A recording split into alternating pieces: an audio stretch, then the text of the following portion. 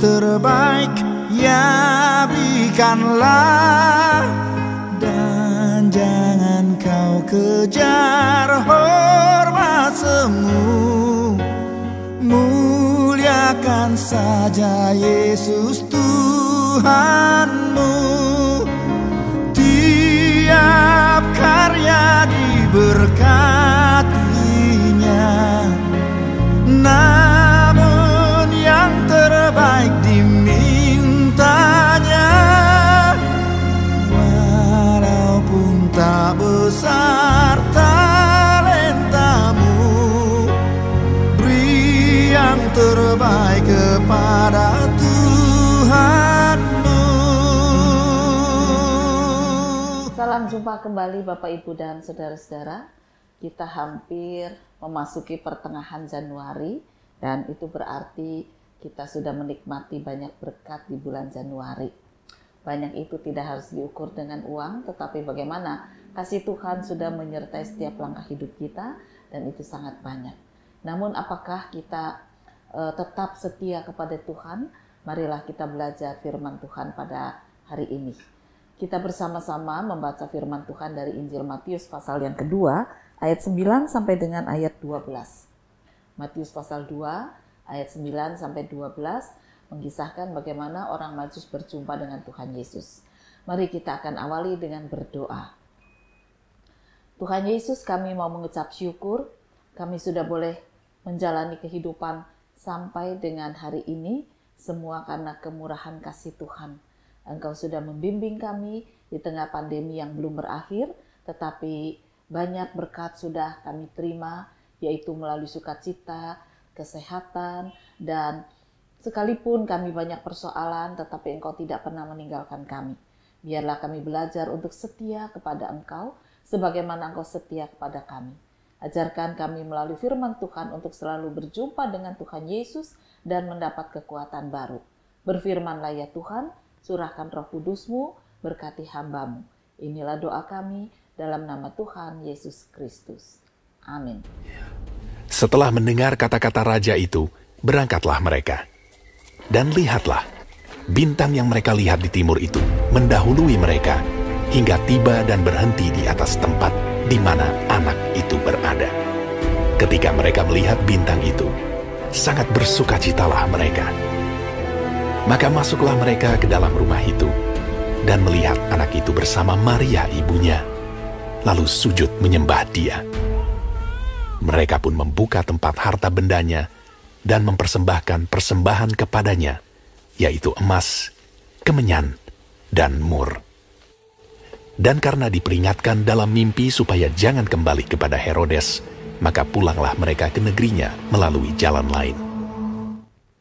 Bapak, Ibu, dan saudara-saudara, pembacaan firman Tuhan itu mengkisahkan tentang orang Majus yang mencari bayi Yesus. Jadi bayi di sini bukan berarti masih dalam kandang ya, karena ternyata orang Majus itu berjumpa dengan Yesus sudah di rumah.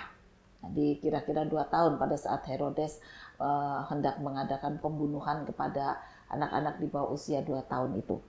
Lalu di situ dikatakan berjumpalah mereka dengan kanak-kanak. Jadi ya sudah kecil, tapi bukan bayi yang baru lahir. Nah, kita tidak akan membicarakan peristiwa orang Majus dengan bayinya, tetapi sikap dan mereka mengalami sukacita yang baru setelah berjumpa dengan Yesus. Ada satu cerita, namanya juga cerita, tetapi ini bisa menjadi satu bagian dari hidup kita. Ketika orang Majus itu sedang berjalan mencari bayi Yesus, dia kan pertama jumpa dengan Herodes. Kemudian mereka pergi dan dituntun bukan oleh Herodes, bukan oleh ilmu, tetapi oleh bintang. Artinya dipercayai oleh Tuhan sendiri yang menuntun mereka berjumpa dengan Yesus. Mereka senang dan kemudian mereka mengungkapkan rasa syukur. Tapi di dalam perjalanan itulah yang menarik. Orang Majus ini berjalan dan di jalan itu ketemu dengan banyak orang. Lalu ada seorang bapak yang bertanya, kamu mau kemana? Lalu dijawab, kami mau cari bayi Yesus, ayo ikut.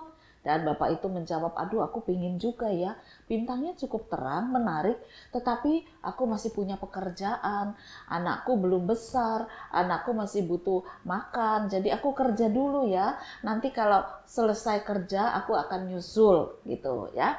Lalu orang Majus itu berkata, ya sudah terserah kamu. Kemudian orang Majus terus berjalan, lalu ketemu lagi dengan seorang anak muda. Dan ketika anak muda itu ditanya, apa kamu mau ikut kami mau cari bayi Yesus gitu ya. Anak muda itu berkata, menurut ilmu memang ada, tapi aku belum terlalu mantap, aku mau belajar dulu tentang ilmu itu. Aku sekarang ini mau sekolah, ya mau belajar supaya aku betul-betul yakin bahwa raja itu ada. Oke, kalau gitu aku tinggal ya. Orang Majus berjalan lagi. Sampailah dia melewati sebuah pasar. Lalu ada seorang ibu pedagang yang jual di pasar dan ditanya, kamu mau ikut? Wah, ibu itu kaget. Mau kemana? Kami mau cari bayi Yesus. Langsung ibu itu berkata begini, tunggu sebentar ya. Sudah lama aku lihat ada bintang itu, tapi aku tidak bisa jalan sendiri. Nah, ketika ada teman, aku mau ikut. Tunggu sebentar ya. Lalu dia menutup semua dagangannya dengan seadanya. Seadanya dia tutup, kemudian dia katakan pada teman sebelahnya, ini kunci laci uangku, uangnya sudah aku bawa, tidak seberapa, tapi nanti kalau ada yang beli, maksa beli ya, tolonglah dilayani begitu ya. Temannya bilang, ya situ. Lalu ibu itu bertanya, kamu nggak mau ikut? Enggak lah, aku dagang saja. Ya sudah, ya. Ibu ini segera ikut, orang Majus dalam perjalanan mencari bayi Yesus. Akhirnya mereka berjumpa, saudara-saudara. Ketika orang Majus itu memberikan persembahan yang bagus-bagus, ibu pedagang ini nunduk. Malu dia. Tapi dia senang juga. Kok bisa ya jumpa dengan raja kecil yang menawan, yang menyambut mereka dengan senyum, dengan kesabaran. Ada kuasa, berkuasa dalam hatinya. Ada kasih yang mengalir, ada damai sejahtera. Oleh karena itu dia coba keluarkan semua uang dari sakunya. Ya, uang dagangan selama hari itu. Dan dia katakan, Tuhan, aku hanya bisa memberi ini. Aku tidak persiapan apa-apa. Tidak seperti tuan-tuan ini. Mereka persiapkan yang terbagus, tapi aku tidak persiapan apa-apa. Aku cuma rindu, aku cuma kepingin berjumpa dengan raja yang dikatakan sebagai raja damai. Jadi apa yang aku miliki, ini yang aku persembahkan. Lalu dia persembahkan semua uang yang dia bawa dari pasar. Ya, tentu tidak ada uang baru, uangnya jelek-jelek semua. Jumlahnya pun dia tidak tahu berapa, pokoknya dikasihkan semua. Lalu mereka pulang. Dan orang Majus itu berkata, kami terus ya pulang, kamu balik lagi ke rumahmu.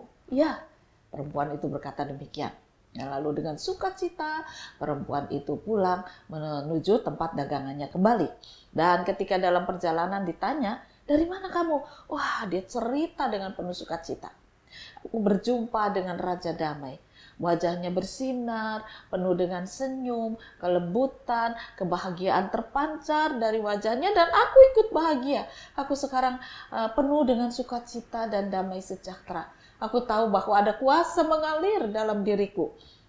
Kamu bawa apa? Aku enggak bawa apa-apa. Aku enggak persiapan apa-apa. Tapi raja itu tidak menuntut apa-apa. Dia senyum dengan uangku yang kucel-kucel. Dia senyum, dia terima. Dan aku bahagia. Karena dia mau terima apa yang aku bawa. Meskipun itu yang jelek-jelek.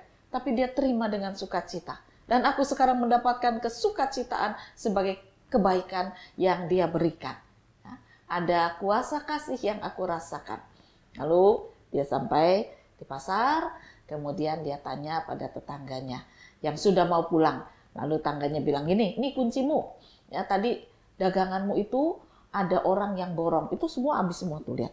Ya. Aku enggak tahu berapa yang dia bayar karena dia cuma menaruh sebuah amplop di laci uangmu dan ini kuncinya. Aku tidak lihat. Oh, ya terima kasih.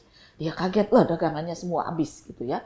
Berarti besok pagi-pagi dia harus belanja lagi, kulaan lagi. Tapi dia sukacita, dia katakan, bayi Yesus terima kasih ya. Aku hanya bisa memberi sedikit. Padahal kalau siang tadi berangkatnya mungkin bisa lebih banyak karena ada yang borong ya. Ini semua daganganku habis. Tapi tadi aku dijemput pagi-pagi, aku berangkat seadanya saja. Lalu dia buka laci uang dan dia di situ lihat ada sebuah kantong. Dan ketika dia lihat isi kantong, waduh, dia terkejut. Karena isi kantong itu luar biasa. Ya. Ada jumlah uang yang sangat banyak, masih baru-baru. Tapi juga ada beberapa keping emas yang dimasukkan sana. Dia sangat terkejut. Ini siapa yang bayar? Siapa yang memberi aku segini banyak? Siapa yang borong sayur-sayurku? Dia ambil, dia mengucap syukur kepada Tuhan, lalu dia simpan uang itu, kemudian dia kejar tetangganya. Dia tanya, siapa sih yang belanja tempatku? Kan kita kenal semua nih, di kota ini kan kota kecil. Yang borong sayurku siapa? Lalu tetangganya bilang, aku juga enggak tahu, tapi orang itu berpenampilan sederhana, cuma wajahnya bersinar bagus sekali. Wah, kalau zaman sekarang mungkin kayak bintang film ya, dikejar-kejar itu. Wah, cakep, wajahnya teduh, dan dia penuh senyum. Dia katakan, aku borong ini semua. Nah, di sini nggak ada kantong yang cukup. Oh, enggak apa-apa. Aku sudah siapkan karung. Jadi ternyata dia sudah siapkan karung, dia masukkan semua daganganmu itu. Begitu saja, nggak ditoto juga enggak. Lalu dia jalan sambil menggendong karung dan aku nggak tahu lagi hilang kemana. Tapi dia meletakkan amplop itu. Dibayar berapa gitu ya. Lalu ibu pedagang itu mengatakan, walaupun aku tidak tahu siapa yang borong, tapi itu pasti bukan orang biasa. Dia pasti hartawan, atau bangsawan, atau raja kecil, atau siapapun. Karena dia memberi dengan sangat banyak. Tetangga itu kaget. Waduh, tahu gitu, aku juga tadi ikut ya. Dia jumpa dengan Raja Damai yang baru lahir. Siapa tahu aku juga diberi upah yang besar. Saudara-saudara, kemudian tetangga itu mengatakan, kalau begitu aku mau nyusul ya. Aku mau mencari Raja Damai itu. Lalu dia berangkat. Kemudian dia di jalan ketemu dengan bapak yang tadi mengatakan aku masih mau kerja. Tanya, Pak mau kemana? Aku mau cari bayi Yesus. Lalu anak muda ketemu lagi ditanya, kamu kemana? Aku sudah belajar, betul. Di dalam ilmu ini dikatakan ada Raja Damai, aku mau cari. Lalu mereka bertiga berjalan. Mencari dan ternyata tidak ketemu. Bintang sudah tidak lagi menuntun. Nah, ini perumpamaan saudara-saudara. Artinya mereka terlambat. Yesus sudah menjadi besar dan mungkin ketika mereka ditawari juga untuk selamat, mereka masih menolak dengan segala kesibukan-kesibukan, dengan segala macam alasan, dengan segala macam kerepotan, dan ketika mereka sadar, pintu surga sudah tertutup. Saudara-saudara, cerita ini mau mengingatkan. Mari tiap hari kita berjumpa dengan Tuhan kita Yesus. Dia sudah menjadi raja atas hidup kita.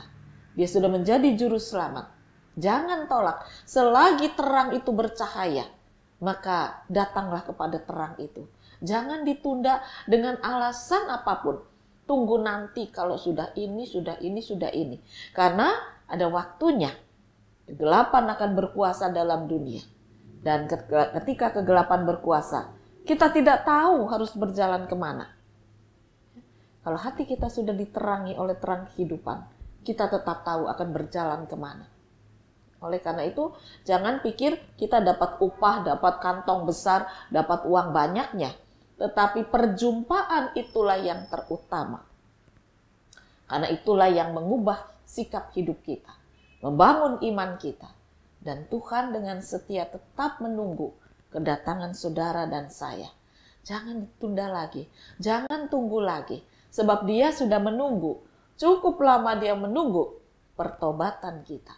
Cukup lama dia menunggu kerinduan kita untuk berjumpa dengan dia. Cukup lama dia menunggu. Dan ada saatnya ketika dia datang, lalu kita belum siap, kita akan ditinggal. Kelahiran sudah dijalani. Kematian sudah dijalani. Kebangkitan tetap sekarang menjadi bagian kehidupan Kristus dan setiap orang yang percaya. Jangan kita tinggal di dalam kematian. Jangan kita tinggal cuma lahir dan tidak bertumbuh. Tapi terimalah berkat Tuhan yang sangat besar. Perjumpaan setiap hari, membangun iman, membangun sukacita, membangun harapan, dan membangun keselamatan.